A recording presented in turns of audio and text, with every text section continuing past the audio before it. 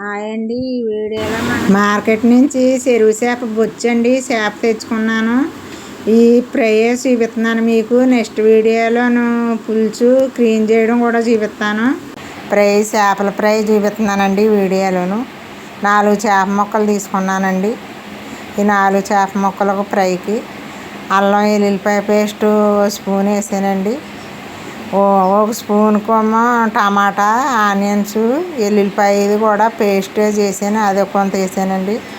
కారం టేస్ట్కి సరిపడగా కారం, సాల్ట్ కూడా టేస్ట్కి సరిపడగా సాల్ట్ వేసి ఇవి బాగా చేప ముక్కలకు బాగా ఈ మసాలా అంతా పట్టించుకోవాలా. ఈ మసాలా పట్టించుకున్న చేప ముక్కలు ఒక అరగంట సేపు ఫ్రిడ్జ్లోనూ ఉంచుకోవాలండి. ఒక అరగంట ఉంటే ఈ మసాలా అంతా చేప ముక్కలకి బాగా పడుతుంది, చేప ఫ్రై బాగుంటుంది.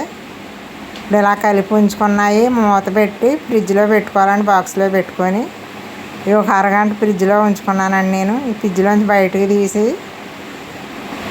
ఇవి మళ్ళీ ఒకసారి బాగా కలుపుకొని ఫ్రై చేసుకోవాలండి. ఇప్పుడు ఫ్రై ఎలా తయారు చేసుకోవాలన్నా చూపిస్తున్నాను. స్టవ్ వెలిగించి కళాయి పెట్టుకోవాలి. ఫ్రైకి సరిపడగా ఆయిల్ పోసుకోవాలండి. ఎక్కువ వేసేసుకోక్కర్లేదు ఆయిల్ వేస్తున్నానండి. ఈ చేప ఫ్రై చాలా బాగుంటుంది. చెరువు చేప ఇది బొచ్చు అంటారు దీన్ని. చెరువులోనే ఉంటాయి ఇవి. నూనె వేడెక్కిన తర్వాత చేప ముక్కలు వేస్తున్నానండి. ఈ చేప ముక్కలు వేసిన తర్వాత మూత పెట్టి సిమ్లీలోనే వేయించుకోవాలండి. హైలో కాకుండా సిమ్లీలో వేయించుకోవాలా. ఇప్పుడు తిరగేస్తున్నాను అటు కలిపి. ఇలా సిమ్లీలో వేసుకుంటే బ్రౌన్ కలర్ వచ్చేదాకా ఫ్రై అవుతుందండి. మనకు చేప ముక్క అంతా కూడా నీట్గా ఉడుకుతుంది.